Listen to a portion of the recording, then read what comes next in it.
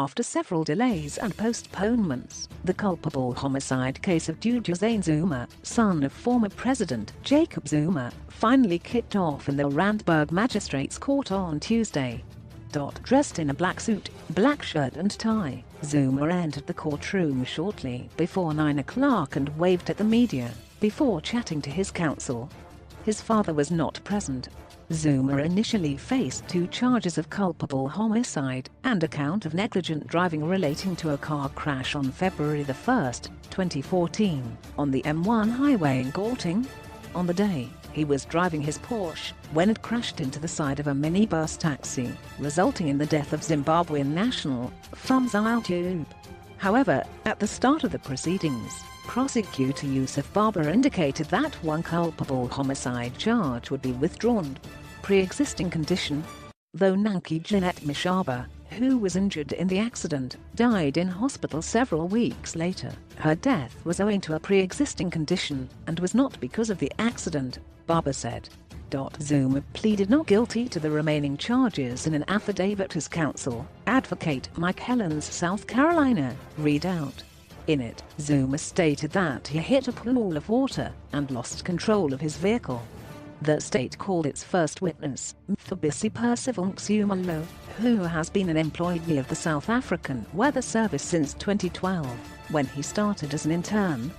Zuma could however not shed light on the rainfall conditions at the time of the accident, despite lengthy explanations as to how rainfall is measured.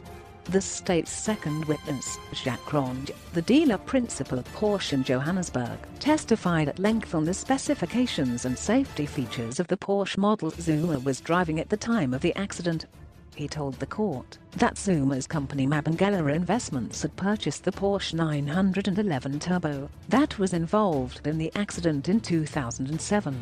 The last service the car underwent before the crash was on November 26, 2013, for overheating.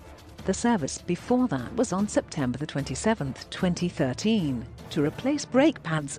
Felt out of control.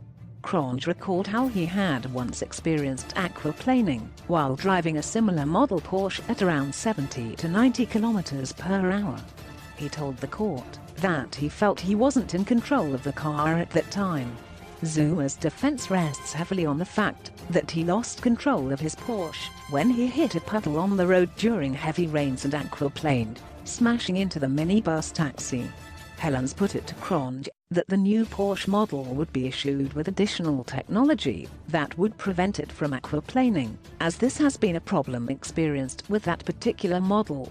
He then read from an article in Auto News, published in January, stating that Porsche would be implementing a so-called wet mode to prevent aquaplaning. A combination of the vehicle's lightweight and wide tires means it aquaplanes much easier than a heavier SUV with narrower wheels. The best solution is to simply reduce speed and switch to the slow lane. But Porsche 911 drivers are not accustomed to this and believe control systems like Spanish pesetas would help stabilize the vehicle. But these were not designed for such a task and could do relatively little to prevent this, quote, according to the article by Ulrich Morbitzer, head of sports car chassis development at Porsche. Cronje acknowledged that such a feature would not be developed if it wasn't deemed necessary. Zuma may not have been able to prevent accident, taxi driver. The state's third witness, Vusi Dlamini, testified in isiZulu that he was the driver of the taxi that Zuma crashed into. Dlamini drives the route between Fourways and Johannesburg regularly.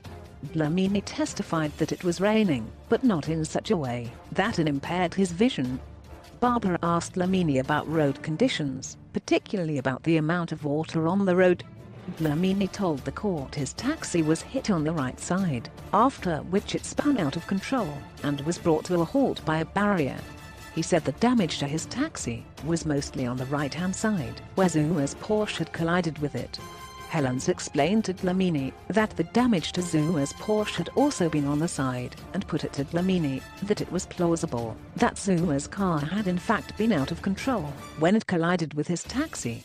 Just before the court adjourned for lunch, Dlamini agreed with the defense that Zuma may not have been able to prevent the accident. The trial continues with the testimony of Matron Dakane, 73, who was in the taxi that collided with Zuma's Porsche.